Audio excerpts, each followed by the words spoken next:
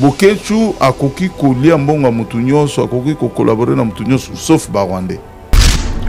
Comment okoko mana niveau ok le là-bas kundela o mama? Parce que bitumbonga na bunda po Congo ezala libéré à 100%, sans aucune personne au pouvoir de l'étranger. Kofi Chance, ça fait plusieurs années, il n'a pas joué un grand spectacle. Il y a niveau naïe. Mais dès qu'il monte mamabe koti entre bango na bango, wana zama ba combattre. Combattre ndezo pe ki sa bango batia na bakale tindika tia kala. Biso to tiki na biso to komo kotala. Mais qui monte mamabe na bango ebimi. Liboso ba banda ko c'est la combat, nzoka bango moko ba banda ko tia ba pique. Bakei bakangi muninga bakale ale balobi combat. Tala, to uti biso tunzungu mo. Soki au lieu na midi 30 ba obenga nga babe masana yazu. Mais ça va la trahison en gros aux autres la trahison à ma si ko lelo ba bimisi ba voice ba lobi mango bango moko ba lobi vérité ba yeko pesa biso raison lobi tuzaki ba jaloux to finga maki ce manque d'esprit to lobanga yango ba to ba ngala ba finga ba lobi ba jaloux banini nga mama na nga akufa na mama oya botinga to cha Regina Mangaza akufa le 1er avril année passée. Maman beaucoup tu akufa 2 semaines avant.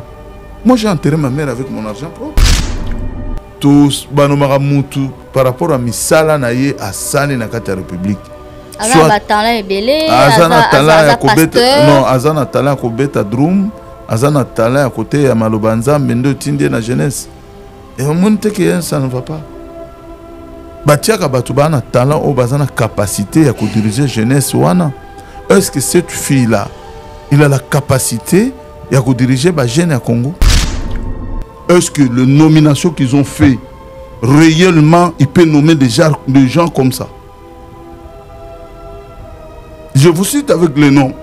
Ceux qui ont été ngana to banda ko tambula na otote to banda ko seka to beta masolo politique ngana ye butuna moui allez ka démentir. Ceux qui président de la République à Kouangana, ceux qui na tamboula na bango, ceux qui n'aïe babé masombo, na yamba président Etienne Tshisekedi n'a paru comme un roi. J'ai gagné quoi? Et bazo pe sa batu miyibi, mbonga mboka, bazo détruire mboka, mais bozong si bango, tout ce pays là. Il ne mérite pas d'être ministre auprès de la Défense. Pourquoi je dis ça? Il n'a jamais utilisé les armes, il ne connaît pas les stratégies militaires, il ne sait pas comment lire la carte géographique de notre pays en termes militaires, il n'a jamais exercé l'armée. Non, il ne faut pas mettre quelqu'un juste pour aller manger, pour le récompenser. Voilà, cadeau, zoa, non. Il y avait beaucoup de ministères à lui donner. Je ne suis pas contre lui. On peut le donner le ministère du Social, on peut le donner le ministère du Tourisme, on peut beaucoup de choses. Mais la défense mérite aux gens qui connaissent les armes. Ok. C'est ça que moi je suis en train de plaider et de dire au président de la République de revoir au plus vite possible. Parce que je ne veux pas que l'Obi Lisusu, tout le monde a vague à Congolais Moussoussou, va que rejoindre. Nazalaki na posa ya komona que le président de la République a nommé Bato et Basengeli Basala pour le peuple congolais. Ako nommé Batouté pour un sentiment, oh maman appelle ça kinga batu moro boyaye, oh madame appelle ça kinga 3 personnes yaye. On ne nomme pas le gens qui va diriger le peuple et la République démocratique du Congo. Les cas locaux il y a grâce Coutinho, tu as besoin de récompense par rapport au papa naya à Salana Congo. Mais papa naya Salani. Pour dénoncer sauvons le Congo, Bossani. Mais sauver le Congo c'est un cri qui est venu de tout le monde. Et c'est que moi j'ai fait. Non, attends. Le pasteur Coutinho, le bishop Coutinho a sala pour na Congo. Oh, ngasko na sala pour na Congo. Ngababe masomo. Qui va ignorer? Si tu comme qu'on récompenser Badou parce que tu récompenser Moutounionso, Babé masomo. Le président de la République il connaît Babé masomo, ce qu'il a fait pour son pays à l'extérieur. Mais son gâté. Pour Kabila Zalelo Libanda, il ne peut pas nier. Il était avec moi. Je marchais avec lui. Je mangeais avec lui. Je mangeais avec lui. J'ai marché avec son père à bas âge. Et je suis nommé. Il est temps, mon grand frère, avec toutes les difficultés qu'il a passées, de jouir quand même de son métier. Donc, Abeta concert naïe, Batouba Kendebele. Le 6 septembre, à Bruxelles. Mais il a fait quand même 10 ans sans jouer. Un artiste talentueux. L'artiste Mogwazana na babiloko belère au dégager na vie. A CP depuis pour moi na tilelo. Mais bande ko peut ses chances à continuer à kufata na scène des Alessandro. Ah légende. Aza mutu oyo, aza na mabe na ye. Mutu nyonso oyo azanga mabe azati. Mais botala bolamu na ye asepelisa biso. Asepelisa bana na biso. Est-ce que makambo ozolo bezaka pona Koffi Olomide to kozala pona ba artiste nyonso? Mais écoute, mais je vous dis aujourd'hui en Europe to que nena na ba artiste na biso ba utamboka ti. Bana na biso oyo ba koli na musique ya ba congolais, ba yoka ba Koffi ba papa wem. Sur 5 premiers des artistes oyo bazo renye na poto na ba États-Unis za bana. Bana ba congolais. Soko bandi boy Gims, Ozonga boy, Minou, Ozonga boy, Shekula, Ozonga boy, O Petiwana, Chili, Ozonga boy, Bango Kaka. Oui, grâce à Banane. Grâce à Batata.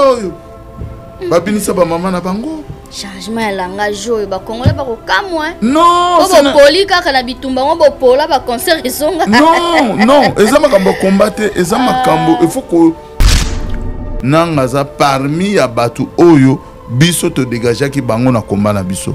Belé ya bino bakei. Nyonso ba ko rejoindre nanga te mais belé ya bandeko da bakei. Mais bango bake ko rejoindre donc bazalaka na peuple congolais te, bazalaka na biso te, bazalaka bato ba Rwandais, bazalaki infiltré parce qu'il y en a que j'avais dénoncé depuis avant de rejoindre deuxième rébellion oyo il y a M23 nananga. Ngai na dénoncé ki bango déjà. Ok. Lokola batu lokola ba Rex Kazadi. Je l'avais dénoncé il y a longtemps. Na ba média nyonso, na ba RFI, na ba France 24, na ba Afrique comment ça s'appelle? Radio Africa. Ouais. Donc voilà, à l'époque c'était Africa.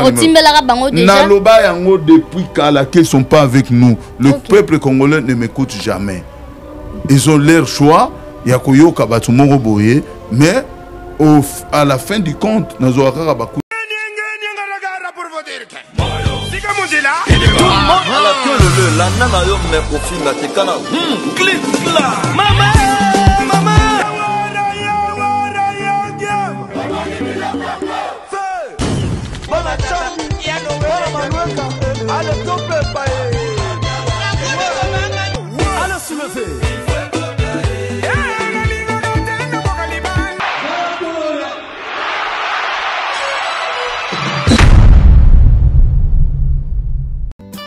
Djonga Part, un cadre qui vous convient pour votre séjour en famille à Kinshasa.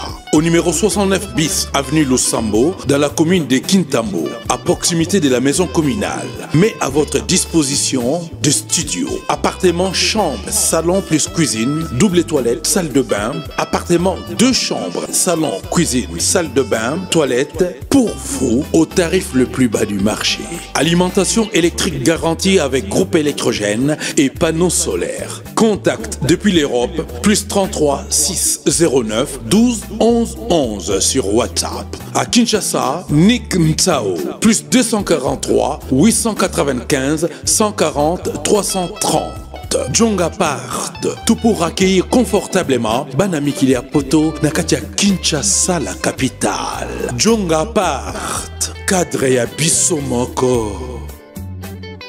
Nani yango asala masumu te na mokili oyo atombola mosapi biso nyonso tu tozali bato ya masumu yango tozoluka elongi na Nzambe. Eglize ya Ozana efungwami na kati ya Paris non loin ya Gare du Nord. Eglize oyo ezali eglize ya repentance ya kokumisa Nzambe, eglize ya komba ya bapriere ya autorité mpona kobengana monguna mingi mpona baoyo batambola partout baluka badelivrance babika te boyeba ete na kati ya Ozana bokobika toujours. Ozana besoin ya intermédiaire te pona komona papa Moïse. Chaque dimanche après culte bokobanda koleka ba délivrance po ete Bible ezokoloba na biso ete nzoto na biso ezali temple na Yesu. Awa na Ozana biso kaka Yesu liboso nyonso na sima. Ozana besoin de délivrance bosa na mokili suka nango oko bokobika bato bakufa misu bakomi komona bato ba AVC bakomi normal pona ba directive nenga koya na église nenga kokoma na veiller contacter Mama Thérèse Matondo bino moko botala ba témoignage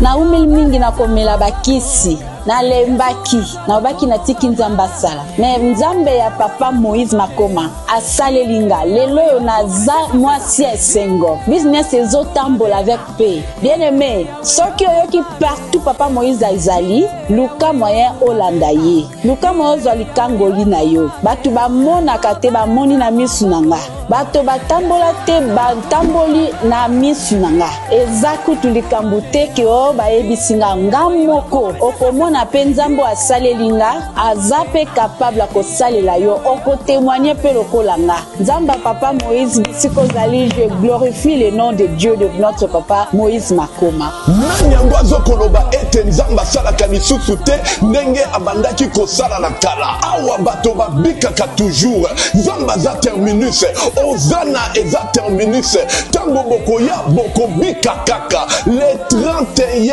août 2025 église na biso fungwami na kati ya Paris ozana na Paris chaque dimanche après culte tozana ba délivrance pe ba suivi ya tout le monde ba koleka délivrance ba problème na bino mokolo wana ekosila ba maladie incurable ekosila tous les problèmes ya bana autiste ekosila le 23 août 2025 tozali na veillée ya délivrance tokobanga na 21h tina 6h biso na bandoki bitumba na bitumba nzambe azalaka toujours elonga boya ebele église na biso fungwami nazozela bino na moto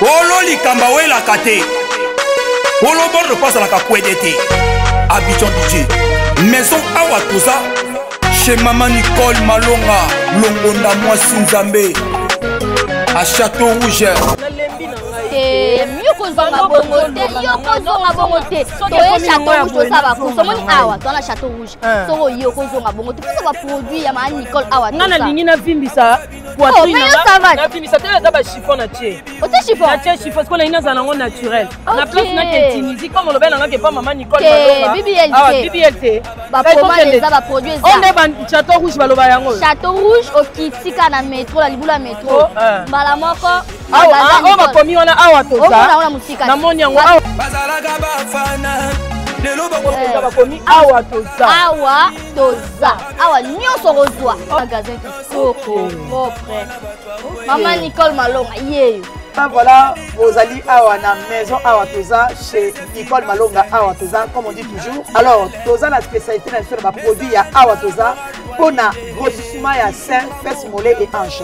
Là, Toza, l'examine juste produit à Toza, où est ça la maralabo, coco et angoyo, où est mibali. oya basi pona kovimbisa nzoto na sima pe liboso oyo ezali ya mibali pona groupement ya 3e sie na bandi comprendre awa tozali na produit awa toza oyo esali na laboratoire mundele oyo eza pona bapapa pona kovimbisa 3e pied pona kokolisa yango pe en même temps oyo eza pona bamama pona kokolisa sima pe tolo alors tozali lisusu na baproduit oyo elongolaka batampon soki toye malamu tozali na produit oyo ezolukama mokili mobimba produit sam tozoteka yango awa tozali na collaboration na production nango oh ba producteur nango basala yango depuis Corée ezotekama awa na Château Rouge tozali lisusu na albitin ou daka Thaïlande pona ba spécialité ya makambo ya loposo na lenge ya ba tampon ba mama o ba lembi ke tampon elongwaka te tala ba produit na bino o esengeli boya koluka o bazoluka tous les jours mikolo o nyonso bazolela produit o ezobongisa bato yango oyo alors tozali lisusu na oyo sini crème o elongolaka mpenza batache na elongi somba ya original ngala bino problème ezaki original maman nazotela te papa naza na problème onde naza boye papa na biso azokomisa nga lisusu te baproduit yango oyo ya awa toza mpona force ya mibali alors bamama oyo baza bapapa oyo baza na problème ya hémorroïde éjaculation précoce faiblesse sexuelle baproduit yango oyo nyonso oyo légende ya bafese légende ya bopikili ya bopapa mama Nicole Malonga Nicole Malonga akosa bino te ye moto banda makambo ngo kala awa toza oyate nango Nicole Malonga. Ici c'est Paris, 44 boulevard Ney, référence porte de la Chapelle, non loin de la Didas Arena. Restaurant chez Mama Wiva Elengi. Kolia Kitoko. Cuisine africaine, cuisine européenne. Olingi olia biloko ya mboka.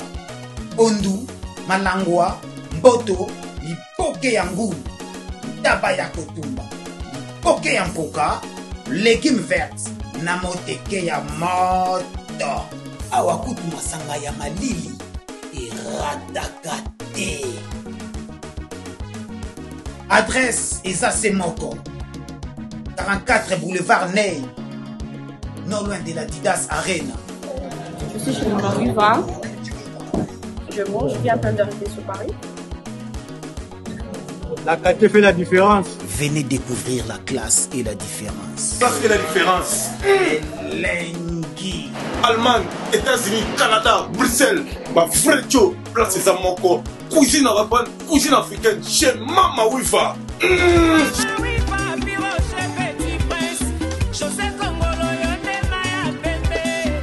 Bienvenue à l'ère du débat, votre émission préférée avec la vôtre, Glody Diasouka, la mignonne de la presse. Très heureuse de savoir que vous êtes tellement nombreux entre nous suivre en ces nets moments. Merci pour la confiance, merci pour la fidélité. Tous les abonnés de Lengia Congo, que le Seigneur vous bénisse.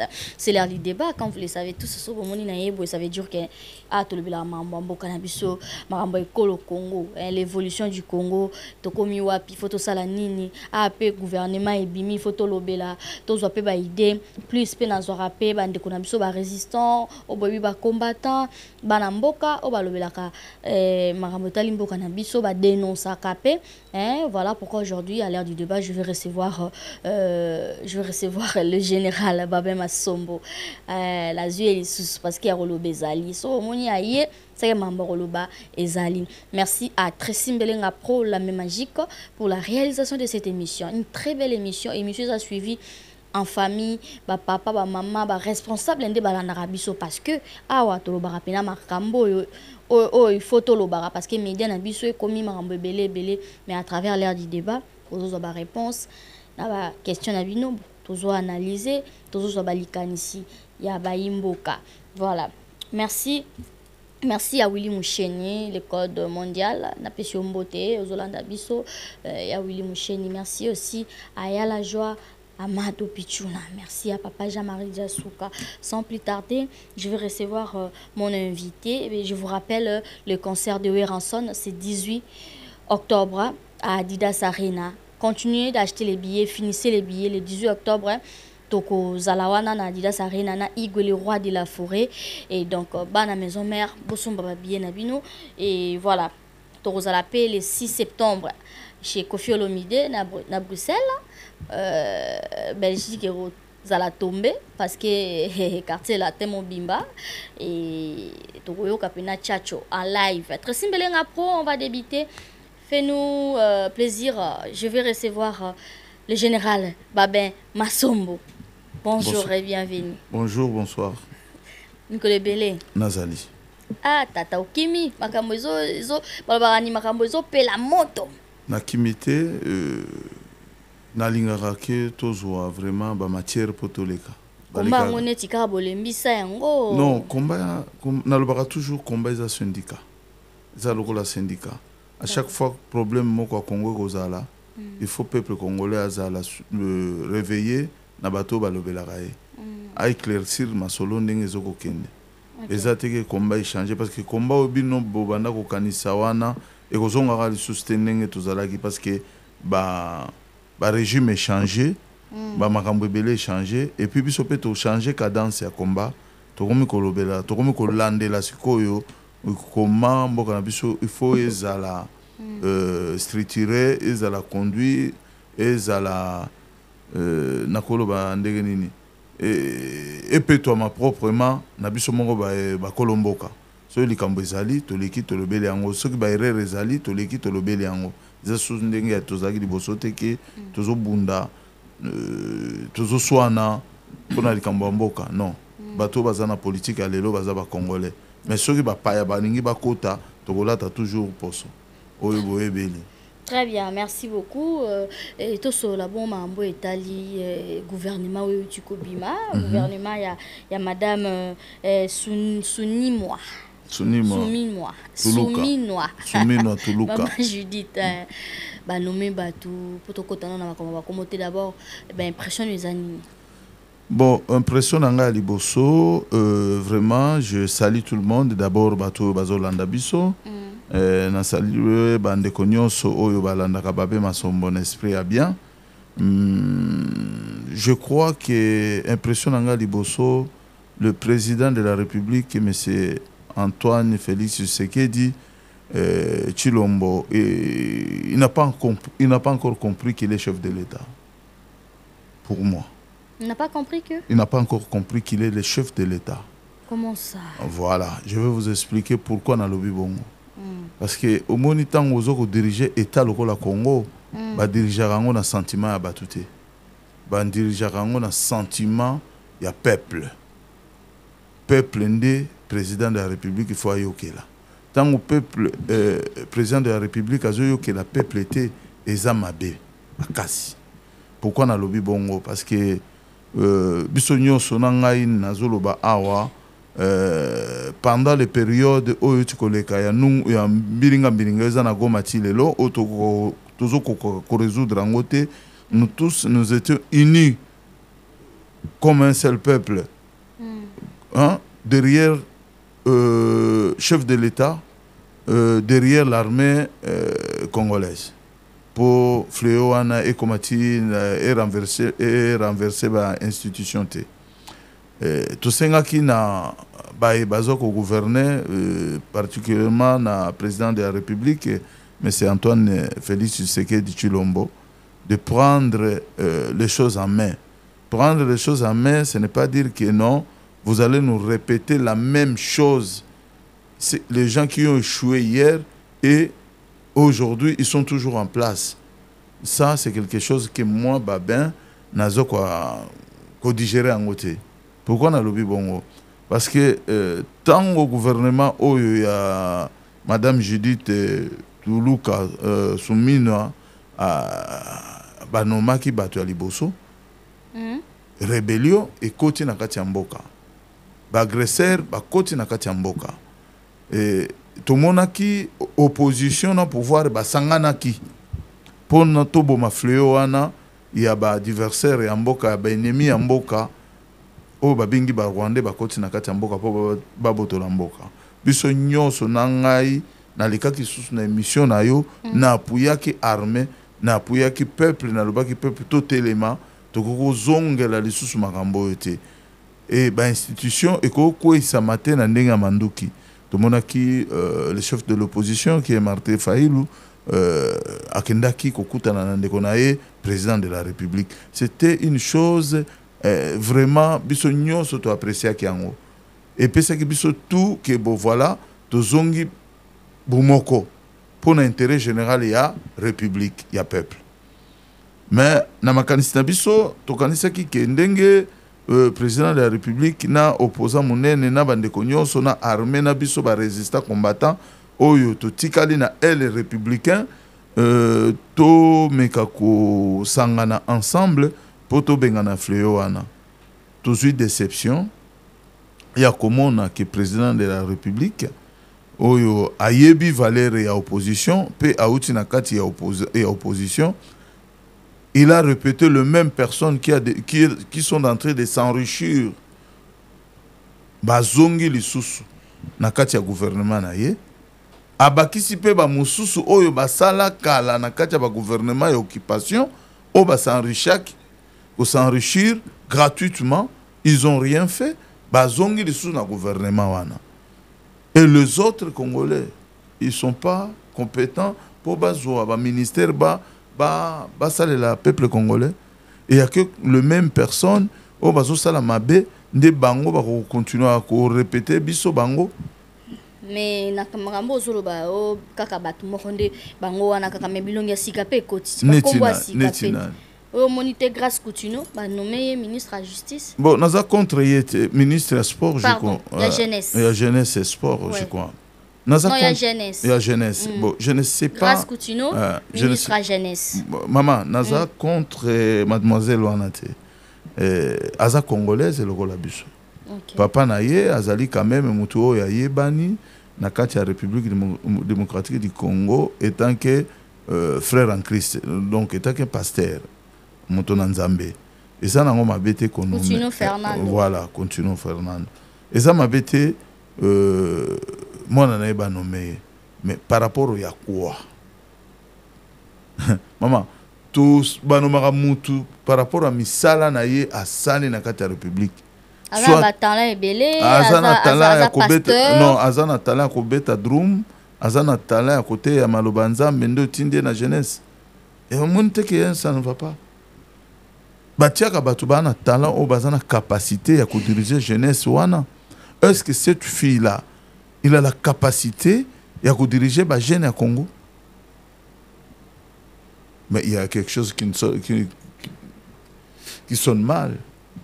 Déjà tant azoteya non maman l'église maman côté nalobi na yo côté ya makasi non pourquoi pas non ba étude ça suffit pas. Sagesse c'est quelque chose. Tala ba Salomon na ba père na biso na ba grand-père na biso, ils n'ont pas été à l'école. Mais ce que Taliba, histoire na bango, ils ont dirigé le peuple digne de son nom. Koleka lelo biso batotoleki na ba classe. Batala rapé expérience ya muntu. Ce n'est pas dire ce que leki na cher, papa na ona maman na yo balaki sur côté ya. De cela veut dire ne faut comme chef à jeunesse à la République démocratique du Congo. Mais expérience c'est banande ndeka baté on expérience pe écoutez, ce sont ces deux non, il y a des expériences que tu peux apprendre petit à petit. Au Koko tana ministère étant que jeune sportif ozoko la ozo kende nango ozoye baba structure place ozo kende place ozo zonga mutu moko auti na kati ya lingomba auti na église mbala moko tie ministre bien ça ne va pas. Ce que beaucoup récompenser basi na bino na makambo wana c'est pas bon. Mais non maman nazo kende direct au moni soki président de la République Félix Antoine Tshilombo azali konomé batu par rapport à l'intérêt à batu moko boy, c'est grave. C'est grave. Parce que gouvernement Oyo, il y a des choses Oyo na koloba awa na ebike bako yo kelabiso zuwa o bako finga biso to ba tribaliste to boye ba mafinga na nyoso to yebi. Mais par contre nga nazalaki na posa ya komona ke président de la République a nommé bato et basengeli basala pour na peuple congolais. Ako nommé batu te pour na sentiment oh maman apesa kinga batu moko boyaye oh madame apesa kinga 3 personnes yaye. On ne nomme pas le gens qui va diriger le peuple et la République démocratique du Congo. Les cas locaux il y a grâce Coutinho. Tu as des récompenses par rapport au papa na sala na Congo ou mais papa na salani dénoncer sauvons le Congo Bossani. Mais sauver le Congo c'est un cri qui est venu de tout le monde. Et c'est que moi je fais. Non, attends. Le pasteur Coutinho le bishop Coutinho a sala pour na Congo. Oh ngasko na sala pour na Congo. Nga babe masomo. Qui va ignorer? Si tu comme qu'on récompenser Badou parce que tu récompenser Moutounionso, Babé Massom. Le président de la République il connaît Babé Massom, ce qu'il a fait pour son pays à l'extérieur. Mais sont gâtés. Pour Kabila Zalelo Libanda, il ne peut pas nier. Il était avec moi. Je marchais avec lui. Je mangeais avec lui. Je mangeais avec lui. J'ai marché avec son père à bas âge. Et je suis nommé. Regarde. Au moment où il y a un peuple qui ne pas Rwandais, c'est ça. Des choses comme ça. L'homme qui a fait la consultation Hébéran, c'est mon ami personnel. Mon ami. Je marchais avec lui à Paris.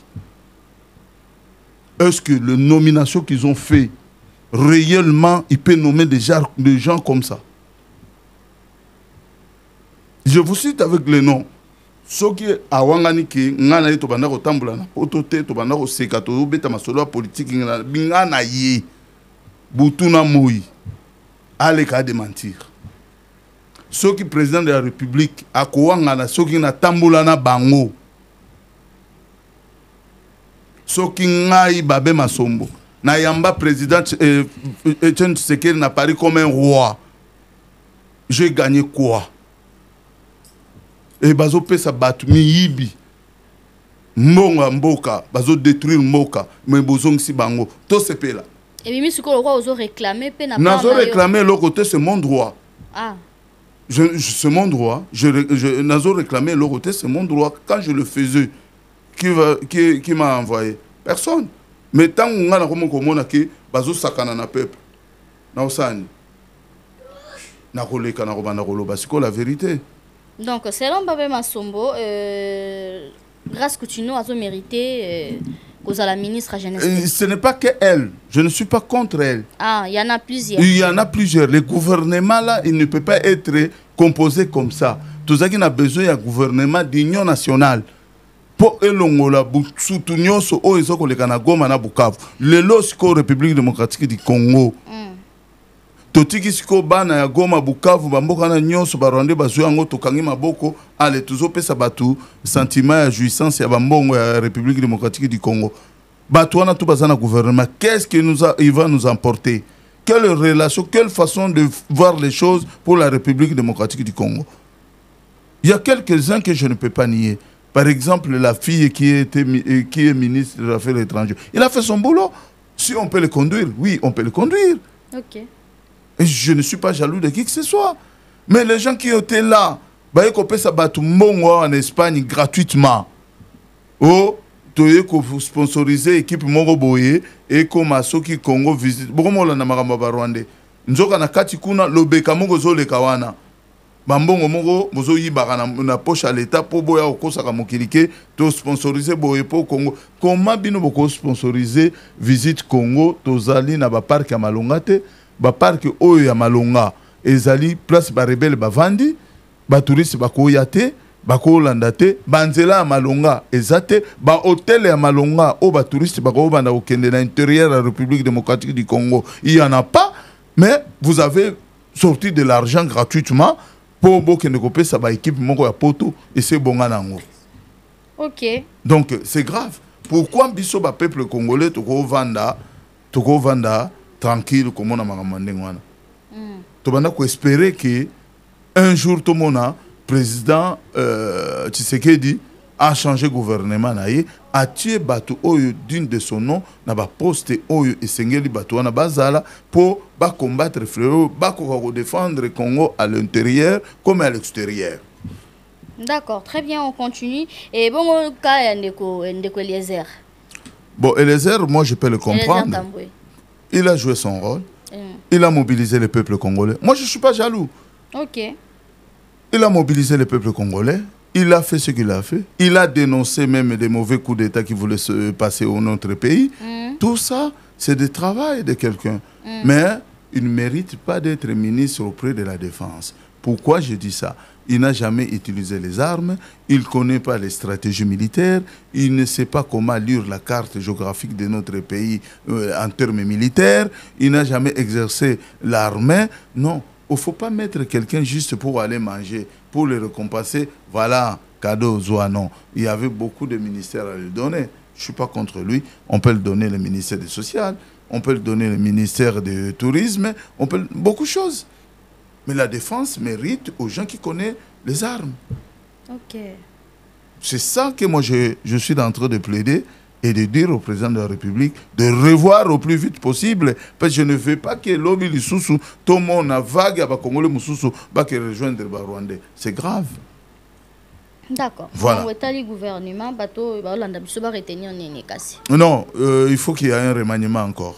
Il faut que Judith Soumina démissionne et qu'on fait un dialogue national entre nous, les fils du pays, les résistants, les combattants, les politiciens, les militaires, tout ça là, débat national, tout l'Ongola, la République démocratique du Congo, exacté que bozo ko récompenser batu par rapport à bienfaisance o azara pire masananga o yé azara o masa moisinanga o non o te non babilo ko wana ce n'est pas bon. Donc il faut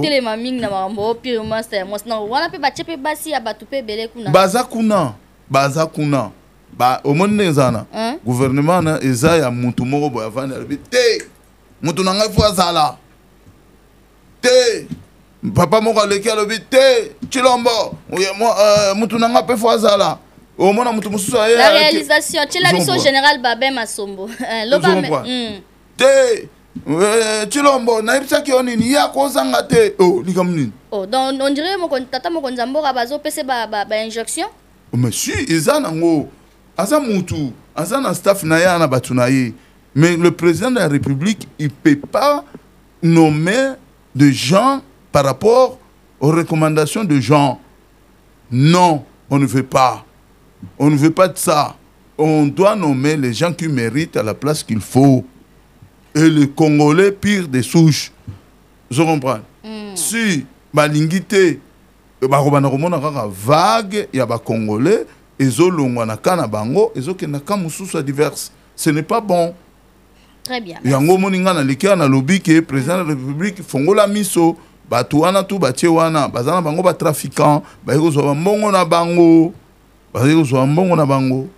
Merci beaucoup général, on continue na marambo etali gouvernement oyo tikobimana sur que to zuli kanisina yo c'est très bien et bongo sikoyo makambo yo bande ko mususu ba umeli pe na komba awa tozomona ngo lokola ka ya ndeko na biso ezo sala pe un peu pasi Edi Bolombo et boti susu ba polémique belé pour dire que bino na bino en général parce que bino nyonso boliaka na bino mbongo boliaka na bino mbongo ya l'état bosala na bino semblant na gouvernement bosala bino en communication même tokotala ka ya Edi Bolombo lelo ko rejoindre M23 AFC bar M23 a comité na Goma et puis koloba ke non ba kuti na Goma eza onde koloba ka te makambo belé tolanda kiwana. Merci madame. Je ne suis pas saint. Nayebi ke ndeko wana otangi kombo. Yoko tanga kombo te. Azakana groupe mobo. Peuple mokonzi. Voilà. Ah, non, ezate que tu solo la raté. Ezali batuna batubana idéologie na bango. Ngana mouvement du peuple congolais. Vous comprenez? Initiateur ya combat na Europe, na France, parmi. Ngana yanga tindikati ya qualité. Ngana yana calendrier na uta nango na mboka na biso na kuta na Paris mbala mona bani makambango. Alors muto azo ya sima ya makanisi. Makambo ya kosala na sima etala angati. Donc bango so ba trouver que nzela bango bazui. Ezanzela bosembo pona ngati. Bino nyonso bosala makambo moko ya ko dénoncer bobandaki ko sala makambo moko. Combat bobandaki ko mener c'était ensemble. Mais oui, mais à un certain moment to komaki na niveau que ba Rwandais ba occupant ba komi ko longwa muke na mboka na biso, on a vu que Hippolyte Kanamba Joseph Kabila a ko sala élection oyo memaki président Tshisekedi na pouvoir. À partir de la division, il y a un clan et Topanzanaki. L'idée n'était plus encore comme avant. Batumsu Bakei na président Félix Tshisekedi, Batumsu Batikali le rôle Babiso, Batumsu Bakomi Bamanjoar. Parce que tout là Rekoleka, Bake, Bamoni, Batouana, Bazumbongo na bango. Ce n'est pas le cas de Babé Masombo. Moi, quand Nanga et M23 de Rwandais va déclencher guerre na Goma, j'ai passé ici, chez vous. J'ai dit, madame, je ne suis pas d'accord. Dans le 21e siècle, dans moins de guerre bandaki, beaucoup de institutions n'ont pas armes. Je suis contre le coup d'État et des rébellions. Et je ne peux pas rejoindre Nanga parce que Nanga a parmi à Batu Oyo, biso te dégager qui bango na combat na biso. Belé ya bino bakei. Yosolo ba ko rejoindre Nanga te mais belé ya bandeko da bakei. Mais bango bake ko rejoindre donc bazalaka na peuple congolais te, bazalaka na biso te, bazalaka bato ba Rwandais, bazalaki infiltré parce qu'il y en a que j'avais dénoncé depuis avant de rejoindre deuxième rébellion oyo il y a M23 na Nanga. Ngai na dénoncé ki bango déjà. Ok. Lokola batu lokola ba Rex Kazadi. Je l'avais dénoncé il y a longtemps. Na ba média nyonso, na ba RFI, na ba France 24, na ba Afrique comment ça s'appelle? Radio Africa. Ouais. Donc voilà, à l'époque c'était Africa. Na loba yango depuis kala qu'ils sont pas avec nous. Le peuple congolais ne m'écoute jamais. Ils ont leur choix. Yakoyo kabatu moro boye, mais à la fin du compte nazwaka ba coup de fil ah ndenge nino timbelaka likambo bien avant. OK. Babenga ngai que yozaka prophète ya nation ou le bakamakambo avant bango ba se dénoncer na ba position bazanango nga bato wana nyoso ba rejoindre nanga pona nga. Ils sont poursuivis par la résistance. Ngai na ko ndo ba iloko mokote parce que mes mains sont pas vraiment propres pour na bana kotanga makambo yo na tukanisaka na mulili parce que ngai na lié na makambo ebele na kati ya mboko naza na autorisation te bakokuta ngai place oyo bitumbezo sala mate na keboloko nga naza na me na ngai zaka sous propreté na balangage mususu na ko employé te soki leki na internet bo na chaîne na yo bakozoka maloba na nga wana bake portelenga ngo plainte ba yiko nga na ndako. Tu comprends ce que je veux dire? Donc yana ba biloko mususu il faut na bana ko stopper koloba mais la résistance est là. OK. Batu mususu bazali oyo bazana no lié na makambo bazana no mesalté comme ngai bakoyo babengi na nte ba contacter te po bazo contacter batu bako contacter ngate parce que batu oyo baki ba contacter bango basi ba yipsaki bango mutu wana c'est incorruptible mutu wana ako kondima combat na yekende à 20 parce que bitumbonga na bunda po Congo ezala libéré à 100% sans aucune personne au pouvoir de l'étranger. Si soldat Yasuka, il faut azalaka congolais. Si ministre Yasuka et à condition féminine, il faut azala congolaise. Il n'y a pas question de l'Arabie sur les sous autorité d'origine douteuse dans la République démocratique du Congo. Au moins dans l'équipe na lobby makamba gouvernement ya moka nanga nazo critiquer bandeko nanga bakosala nga eloko mokote ba yebiki leurs frères dire la vérité mais ceux qui ba étranger ba na kati ya mboka bakolukila biso ba poison bakolukila biso boye bakolinga ba sisa peuple congolais oza kotelema. Je ne pense pas que Tshisekedi Félix président Tshisekedi akoya kotinda bato ba lukanga na o nga na o dénoncer lobi na sepelité na gouvernement wana. Il faut atia batu oyo esengeli bazala na musala ya solo po ba libérer mboka. OK. Vous comprenez? C'est très bien. Voilà. D'accord. Et bon autant bazolo bakeno par exemple ndenge edi bolombo akeyi wana baza complicité bango nyonso na clique ou soit na mouvement la bango ya peuple mokonzi bango nyonso bayebi batindi ndeye lokola éclaireur notamment babokechua yambo baza pe na kati ya kwa bango pesi bakinda na bango. Wana pe ba odile manzaka batinde même ba message bazaki na regret babi ah bato basala combat makasi metala bakanga ba concert mais misusu lelo bakomi na bango. Bon, je ne sais pas hein. Na koki ko kota vraiment na makambo ya lingomba o na participera te. Mais à mon avis non, à mon avis, je pense que avant bandeko wana ba déclencher makolo na bango bakende na mboka wana basalaki réunion parce que tous ces gens là ezala ya Idi Bolombo et comment il s'appelle encore Pichu Chomong ce sont des groupes baza entre bango alliés à peuple mokonzi mais je ne pense pas que Bokechu azaki au courant si c'est ceux qui azaki au courant a dénoncé mais ngana yebi mutu wana ndenge fonctionnaka Bokechu azaki au courant te je ne pense pas akolinga iloko wana te Bokechu akoki kolia mbonga mutu nyonso akoki ko collaborer na mutu nyonso sauf Barwandais. On se connaît. Akosa na ba aventure parce que c'est un artiste engagé. Akosa na ba aventure mais akosa l'aventure na mutu nyonso congolais. Akosa l'aventure mais rwandais egoleka te. Donc ti Edi Bolombo bakekuna ba isola ki Bokechu ayebi na yete. Et kosa la mapé en kuku na kobombana.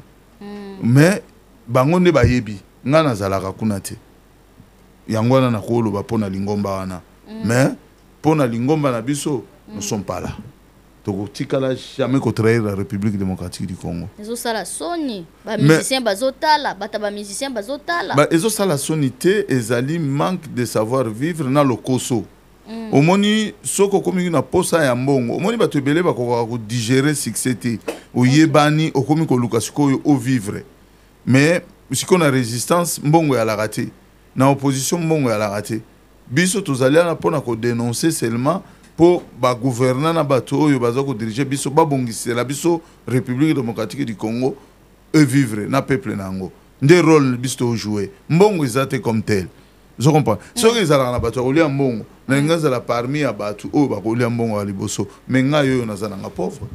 Parce que je connais tout le monde. Ce que les Arabes ont millions, ne na sina zoa. Mais na zoa na ngate. Parce que je connais le président de la République. À part qu'au marché naïe, c'est comme la famille. Mais jamais ayoka coup de fil na ngai, na bengi bango. Non, na robenga bango te. Naza na ba numéro ya ba petite sœur naïe, ba frère naïe nyos. Olanda ki ba voice bimaki tant balobi ke ba kundela bokechwa ya mbumama naïe. On était au courant, on a passé ici, on avait dit que non, bana bokechwa ba yamba bango, ba vantsa bango na ba hôtel même ligne. Tolobaka yango. Donc c'est vrai. Tolobaka yango ba to ba ngala ba finga balobi ba jaloux banini. Nga mama na nga akufa na mama oya botinga tosha Regina Mangaza akufa le 1er avril. Le 1er avril année passée. Maman Bokecho akufa 2 semaines avant. Moi j'ai enterré ma mère avec mon argent propre. Mais j'avais le numéro de Roselyne Bombo. J'avais le numéro de Daniela Baleke Tsegedi. Il y a Choulo Amulumba. Nazana ba numéro na bango. Je ne l'ai pas appelé. Parce que ce sont des amis. Mon grand frère, c'est l'ami du président de la République. Hein? Il est directeur de l'ANR. Mais pourquoi on a bien abangoté? Moi j'ai enterré ma mère tout seul. Pour nani baninga baya kolobate que non, babé ba pese bon. Parce que tala, to uti biso tunzungu moko. Soki au lieu na midi 30 ba obenga babé masana yazui. Tu comprends? Mais ça va trahison en auto zolo bela ba trahison ma. Si ko lelo ba bimisi ba voice ba lobi mango bango moko ba lobi vérité, ba yeko pesa biso raison. Lobe tuzaki ba jaloux to finga maki. Ce manque d'esprit. Moutoloko na vandi na poto. Hein? Plus de 25 ans, plus combien d'années na kati mboko yo. Mais comment okoko mana niveau ok le là-bas kundela mama. Na mboko yo mama okoko fera mutu lelo yo. Ozana mbongo te kende na banque na yo. Na banque na yo oyebisi bango mama nanga kufi j'ai besoin de autant ba koper ça. OK. Crédit quoi. Mais qu'est-ce que crédit ozana mutoko le la te? Ngana kenda kozwa mbongo tala ngana kuna mama na nga na mbongo na nga na kezo zo ba crédit à gauche à droite. Équipe groupe latin na vanda na poto. Ah, et c'est combien ça les ce qui 2000. Ouais, c'est cercueil et goya na poto. Fleur et goya na poto bilamba ko lati e goya na poto. To amba to tia ngo biloko nyonso. To keipa masana nga mongo za na fret. Mbala moko na tie na fret. Non, wa assura ki wa assumer ko kunda mama yo moko. Oh, peut-être ndeko bokecho a salité. Na famille. OK. Na zanga moko te na bandeko. D'accord. C'est comme ça on peut enterrer ta mère, ton père na motoki na yo po tango azo kunda mawana azo kende un peu. Mais eza ko kunda mateke lobi na tongo babimisi ba voice to pesa ki bango mbongo to kondele bango mama. Mais voice pesa preuve hein qui pas général. Voice c'est preuve. C'est preuve ba transaction. Na lobi na yo avant bango babimisa biso e bimaki na ba raison na binote. Kuna soko ba peso na 10h na 10h10 ba robenga. D'accord. Voilà. Donc ça na ngote que yo toujours critiquer ba tout et ça siko to lo bakande makambo vérité mais ba tout mususu ba linga ndima na ngote. Donc ngapo na mango ça na ngope gravité. Aza musicien ba ko kundela epe maman, il a travaillé pour son pays. D'accord. Voilà. Très bien. Merci na point de vue na yo. Lelo na nito beta pe mto impengler mukili kambo Italie culture amboka na biso ya musique ndenge ba concert ezonga na ngoawa. Neti par exemple ya Koffi Olomide. Alingaki abeta na France mais après France ils a un peu compliqué to moni ake na Belgique. Mais ce que bino par na bino ba combattant to lo ba keno bo échoua na ndenge bo kangaka musique monte que résultat moko ezwa mana ngote lelo to ba musicien ba zwa raison en quelque sorte. Non. Kosangisa ba concert ya lelo te na makambo eleka. Le linge sale ça se lave en famille. Il y a des choses qui s'est passées il y a longtemps. Donc comme au Kindelelo 2 ans ou 3 ans je pense ce concert depuis garçon à força qui barrière. Donc sikoyo au tuninga question à grand frère Koffi Olomide que je respecte hein, les gens de vivants vraiment tu correspond. Vous changez le langage grand frère les loco film comme grand frère pas combattant. Non, c'est mon grand frère hein. À part nanu marambo ya biso ba combattant, je le respecte parce que je suis l'ami à Bandeko Naye hein. Okay. Donc ngai na jouer rôle nanga qui combattant ou qui politique à part la famille reste la famille. Donc ngai na vanda na Bandeko Naye na manka mutu pe ngape na manka mutu respecter. Ce qu'on l'a dit bien, na zakana na problème te. Eu le temps mon grand frère, avec toutes les difficultés qu'il a passées, de jouir quand même de son métier. Donc, Abeta concert naïe, Batouba Kendebele. Le 6 septembre, à Bruxelles. Mais il a fait quand même 10 ans sans jouer. Un artiste talentueux. L'artiste Mourouaza n'a pas biloko belé au dégager la vie. À CP, ça depuis pour moi, n'a tilelo. Mais Bandeko peut ses chances à continuer. À Koufata na scène, les Alessengo. Ah, légende. Aza mutu oyo azana mabe na ye mutu nyonso oyo azanga mabe azati mais botala bolamu na ye asepelisaka biso asepelisaka bana na biso. Est-ce que makambo ozolobezaka pona Koffi Olomide to kozala pona ba artiste nyonso? Mais écoute, mais je vous dis aujourd'hui en Europe tokende na ba artiste na biso ba utamboka ti bana na biso oyo bakoli na musique ya ba congolais bayoka ba Koffi ba papa wem sur 5 premiers des artistes oyo bazo réunir na poto na ba États-Unis za bana ba congolais soko bandi boy Gims ozonga boy Minu ozonga boy Shekula ozonga boy o petit wana Chili ozonga boy bango kaka oui grâce à banane grâce à batata oyo babinisa ba mama na bango changement ya langage oyo ba congolais ba ko kamwa non bo poli kaka na bitumba ngo bo pola ba concert isonga non ezama kambo combattre ezama kambo il faut que bo pesa Koffi chance ça plusieurs années il n'a pas joué un grand spectacle il y a niveau naïe mais dès qu'il motema mabe koti entre bango na bango wana ezama kambo combattre ndezo pekisa bango batia na bakale tindika tia kala biso totiki na biso to comme otala mais ki motema mabe na bango ebimi liboso ba banda ko la combat nzoka bango moko ba banda otia ba pic ba kei ba kangi muninga bakale al balobi combat. Vous comprenez? Très bien. Ah voilà. Mais à des joueurs jeunes à être kito qu'on a CPLI à kei à beti à obeta concert naie na mosi naie ba CP là on peut ça bango chance. Même pas ça bango chance ngana obenga ba congolais nyonso nenga na lobaki pa ya mon jeune frère oyo abetaki na boro na mususu ke non to ke na biso te botika ya beta ngape na lobi na ngali susu Koffi abeta na ye akomi mukolo azoko kende vers 70 ans nzambe azopesa makasi ya kosepesa ba congolais où est le problème botika eko. C'est très bien mais c'est très bien et na s'attendait quitté. Où s'attendait quoi? Congolais peuvent s'attendre même pour le bagage non bino boba ta double langage. Non, c'est pas une question de double langage. Ce n'est pas question que totiki batunyo so babeti ba héritier babeti batunyo so babeti. Mais to kendo kanga tata na pourquoi? Wera yaki awa. Na salle ya sika awa babenga ngo grande arena Grand Paris. Hein?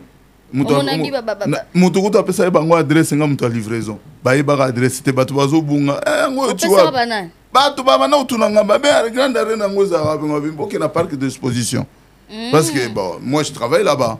OK. Donc boké na parc d'exposition so boko mi na Aéroville boko. Mais ya ba wer en son ka mususu pesa na Adidas Arena boko soutenir ngote par rapport à ne soutenir ya Koffi Olomide. Non, babeta na bango, je n'ai pas de problème avec Werason. Non, nazana problème net, c'est mon grand frère. Je suis docteur Pichotondele, pharmacien de formation. Je suis formé à l'université de Kinshasa à la faculté de pharmacie.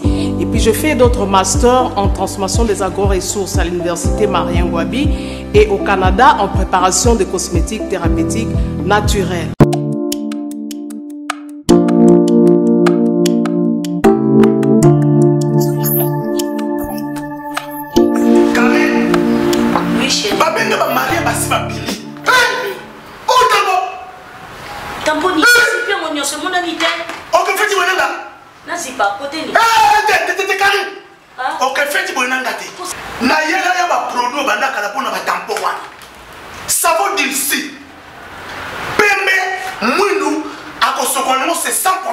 Dissure collagène pour le traitement de taches, tampons, vergetures, rides et poches. DC réparateur pour le traitement des acnés, de points noirs et pour régénérer votre peau. Utilisez toute la gamme, le sérum, le savon et gel douche.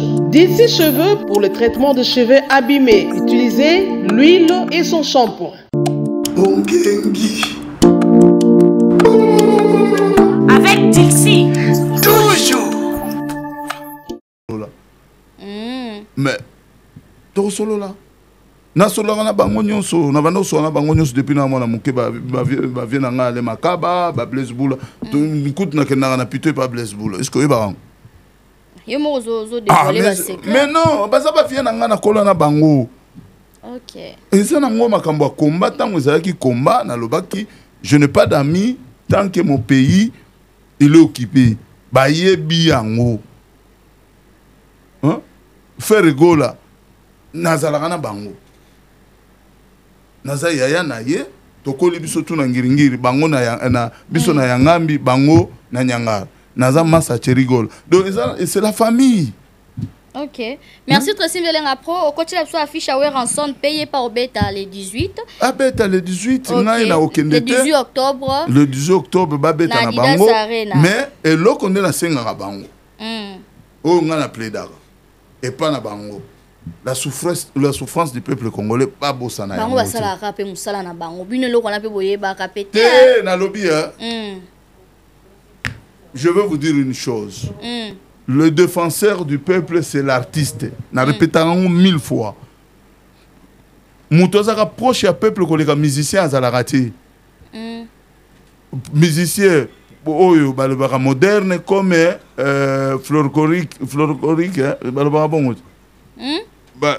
artiste folklorique bango bazaka ba proche ya peuple donc ezala ba wera ezala ba Koffi Olomide il a le temps d'aller à la cité il a le temps d'aller sillonner partout ozo comprendre wera lelo soka linga kende na maloika c'est le seul mutu or bemisa 10 000 personnes ya maloika mobima ba ko so anaye par rapport au gouverneur de ville de Kinshasa. Okay. Il peut écouter des choses leader de l'opinion. Donc il peut écouter des choses que Oyo, gouverneur de ville de Kinshasa, barouye bisaïté. Mais où est la sonne barouye bisaïé, Jibé barouye bisaïé, Fali barouye bisaïé. Bango barouye ranson bazana babatebele balobela bango ba communicatrice, ba communicateur baza quand même na batebele pour ça passer pe message. Si na Odile Manzaka. Odile Manzaka, je le salue, je l'avais trouvé chez votre confrère une fois na évité son akotanga combat chez nango et pas ya ndeko Kombo Kimi non Kombo Kimi te zali le bara pas confrère et pas confrère na yo Migenyema vous comprenez donc voilà beaucoup de la non dit le Manzaka bakendaka partout baza ba artiste peti ndenge pe na kutana pe na ye chez you après la anti kuna bosala lumbe lumbe sila aga matata odile to seka na biso na mona ya pesanga moto grand frère Boni ça va nga na zala na biloko na tala regarde je vais vous expliquer une chose au moins ma nyoso salema ya combat na latande ber Ola taber. Oyoga, babe ansali boy. Non. Ngane na ndima, po ba masa ba kimera berwana, absite, eza mamba Kongo bozo banga ngopwana. Bon, ngandimi berwana. Oh babe abeta ki batu. Mais au fond, yo to beti. Na beti. Oh, je te jure. Eza na mutu moko ta ko bima awa ibso nga babe abeta nga azana eti. Mais il fallait que le mouvement ait un leader et un moutou ou un demi ba charge. Mais c'est comme ça. Tu moutou malam, moutou avec qui ça va te belé. OK. Vous comprenez? Les lois coca moi bon, comprendre que va combattre vraiment soutenir artistes et musiciens je ne soutiens pas pour que Balo que na soutenir bango ou na gagner l'euro morote non. Tu m'as posé une question noble et la question doit avoir une réponse. Et la réponse pour Koffi Olomide, c'est un talentueux, c'est quelqu'un qui a beaucoup chanté pour nous, c'est quelqu'un qui a beaucoup de chansons. Il doit s'exprimer vis-à-vis à peuple naé et à fanatique naé. Je ne suis pas contre et je l'encourage. Lui et avec sa belle femme, va continuer chemin na bango, zela na bango ezala mulai. OK. Ezala bongo te. Ezala bongo a invité pe Ranson, lidango monondeni. Mais c'est tout à fait normal. Na concert na Ranson a zappé na concert. C'est tout à fait normal, les artistes congolais, il faut bazala ensemble, ba meka komatisa musique congolaise et kende liboso. Et kozala kaka ba featuring na ba étranger te, le featuring entre nous le peuple congolais, il faut ezala. Je comprends. OK. Ba ko inviter nga pe na sali featuring na bango mabezara. Oh, yo komi. Voilà comment Luka ba bes dans ma casse. Voilà, on continue cette émission. Je salue mon oncle Rigen Bella, je te salue Moria Kobela, je te salue aussi. Voilà. Merci, Torozalawana, le 18 octobre, Adidas Arena avec Igwe, le roi de la forêt.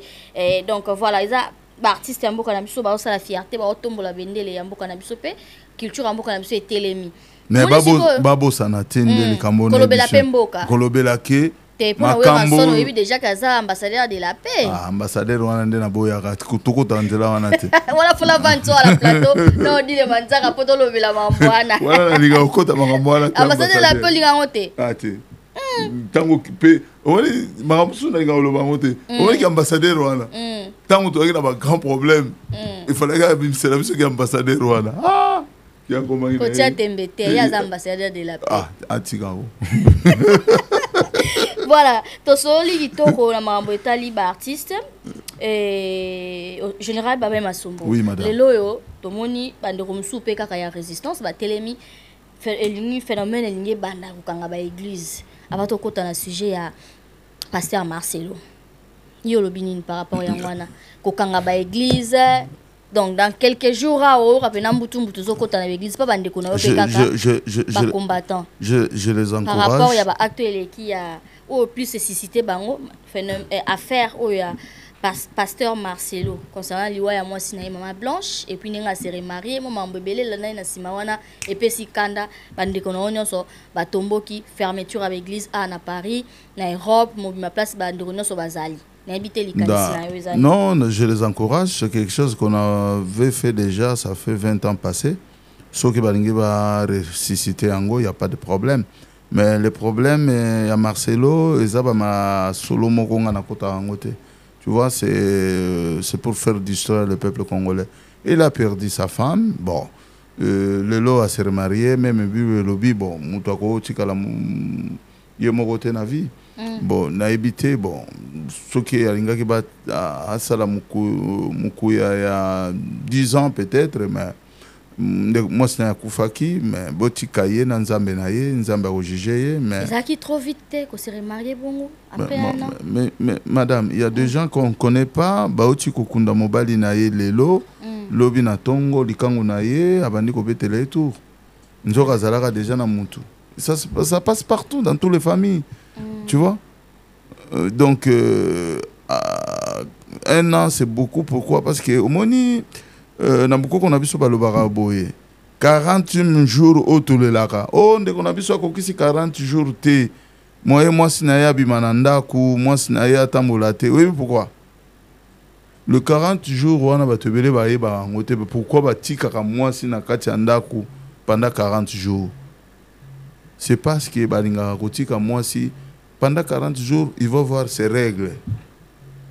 Donc, 1 mois et demi, à comment on a des règles. Si ce qui a des règles, il y a des règles, atiki moi si na zemi. 40 jours au boyo kakezalaka tango corps nani kingo na mutu e kabwani na kati ya libulu tano ndeko na biso akufi. 40 jours ezalaka jour significatif na bukoko na biso kebo ndeko na biso tolelie pendant 40 jours akende sikoyo na kimia batutu bosokola mai bolata bilamba ya kitoko matanga isili. Mais mukolo mutu akovanda ta 1 an. Avandi na ye azoyoka pasi ya mobali na yobe ya mwasi na ye. Vous comprenez? Maintenant, Marcelo, il a fait 1 an peut-être. Il y a mwasi na ye depuis à Koufi. Bolingo botinda Marcelo abana robeta savon. Oh. Non, Asanini. Asanini. Nesna lobaki. Te, na yo ki bien te, le c'est kimba. bon, c'est bon. botika ye soki yende alukaki liwa ya mwasi na ye ye na nzambe na ye bako likamwana bazo accuser soki yende muto asale yango ndenge peuple congolais zolela litumbu nango ekozala bazo senga justice pour maman blanche. Voilà, justice pour maman blanche, c'est Dieu qui va juger. Moi et vous, et moi je peux pas condamner parce que nazala ki nakati ya lisolo na bangote, mais soki balingi bakanga ba église bakanga yango na cadre que le peuple congolais eza ko souffrir na mensonge na escroquerie ou eza ko leka na kati na ba église na kimuyibi. OK. Là je peux le dire oui. Mais ils apprennent à Marcelo T, non. Laissez-les avec leurs problèmes. On va contredire parce que opinion apparemment. Hein. Non, moi je suis dans l'opinion normale. Moi je ne peux pas entrer dans la vie des couples de cet homme-là. Je ne le connais pas. Mais je laisse tout dans ma boko ya Nzambe. Nzambe nde muto a jugé ngai na yo mama. Oyo sali lelo, na nga na sali lelo. Nzambe kaka nde ayebi. D'accord. Tu comprends? Okay. Moi, je ne peux pas entrer dans son histoire. Mais Dieu, s'il a fait du mal à sa femme, Dieu va le punir. Mais pas longtemps. Même dans un mariage, ce qui a s'impliqué, qui n'est pas congolais, parce que la voix du peuple, c'est la voix de Dieu. Et Koubimisa Bilembo. Mais ce n'est pas à nous, le peuple, de juger. Laissez le Dieu de juger. Très bien. La fermeture des églises ici en Europe et par rapport, il y a Makambo, Basala Nzambi Bazosala ou soit. Oui. Pas comprendre. Oui. Makambo Oyo, Bandeko Balingi Basala, Basala Yango na Kombo ya Marcelo T. Basala Yango na Kombo ya Bisala ya Mabe Ezosale Mamakasi na Kacha Mangomba. Kindumba Muyibi, Kosenga Batuba Mbongo, Banini, ko distraire peuple. Ça, c'est. Nous avons fait déjà ça. Tape seulement sur YouTube. Combattant Bazokanga ba église. Il y a au moins 200 000 vies. Au moins, on a ôté na chair. Na okanga, mais na yaka ôté maloba nzambe. Na zoté na sinon ils allaient raboiter. Ezabo. Bino basali na nzambe, bo sala bo. Boko ôté ya batu oyo bazana pas cité. Po bana bo benda bango mabende. Bango ikomi kaka muke le chocho. Muke oh dime abo oh yabo ya église banini oh mbongo bino bango batonga ba église na mboko oh tokotonga église yo somona pasteur na France ya tonga église to loara ba local mais ba mbongo ya ba église basomba ba salle basomba raté oh ezaka na komba ba association mama ba greco wana tout oyebi yango basomba raté voilà oyebi sanga yi pasteur na somba salle il faut s'informer de l'obinanga que la association. OK. Je comprends ba na bango, ba kende pe ba sali crédit. Mais crédit wana po ba futa yango ti ba récupérer sali comme ya bango mona ka passer la kimi na mbongo.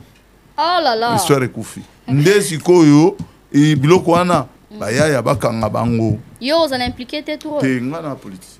Je suis l'homme politique. Na ko sala so on a sala il y a 20 ans passé. Très bien, merci beaucoup. Nous sommes arrivés à la fin de cette émission. C'était là le général Babé Massombo. Nous balandi biso avec attention. Ba retenir on a passage no ya lelo. Ba retenir lelo moko mama Glody de Souda. Oui.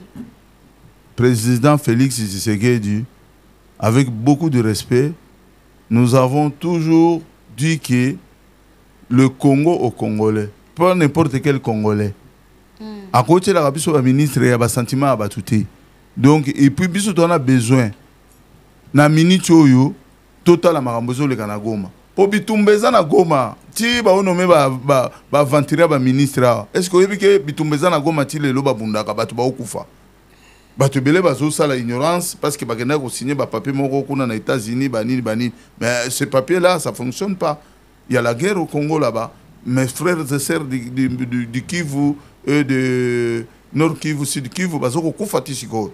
Batu bazo tambola na basaki bazo tika bamboka ba village na bango pona ba bitumbezo bunda entre biso na ba Rwandais. Alors biso ba distraction ya kotiaka ba ministre ba aventurier ya kotiaka ba ministre moko baza sans expérience to lembi batiaka pe mutu oyo azalaki kosalela ata Kongo ata na eloko moko ba neti Élisée banomé au moins na discuter na nga mingi te na lobby, c'est tout à fait normal. C'est monsieur, il a mouillé son maillot pour la République démocratique du Congo. Ce qui est le ministre, mais à ça là, oh ya bana koloba. Tokota là pendant 100 jours. Est-ce que ministre Nabiso ya combattant et les airs, oh ya komi ko sala asali lelo politique, azo sala nini na malobo yo asala aloba ki lobby. Ce qui a komi muyibi tokoyeba komi muyibi. Toyeba na biso. Nde to moni ba ministre mususu ba kimi na bambongo à l'état ba placer bazo kanga bango te soko yo balingi ba kanga bango te olingi okanga mwana nani oyo ko kanga yete ba biloko na to lingi yango te. Donc je suis en colère contre le président de la République juste pour na eloko ya sali gouvernement ya madame Judith II akoko répéter bateau ba uti ko jouer na olingi ko tanga ba kombo te po ba kombo zaka na munoko. Merci beaucoup, Général. Tu aussi, si pour aller on a quelques personnes on peut s'embotter. Côté vraiment, vraiment. Côté wana ko raté. Na kota ngara mutu moko peut-être. OK. Na remercier Nzambe nanga na ndenga pesi biso makasi ya ko kutana lelo. Très bien. Merci beaucoup. Merci de nous avoir suivis. Ça n'est fini pour aujourd'hui. On se retrouve prochainement avec un nouveau numéro. Au revoir.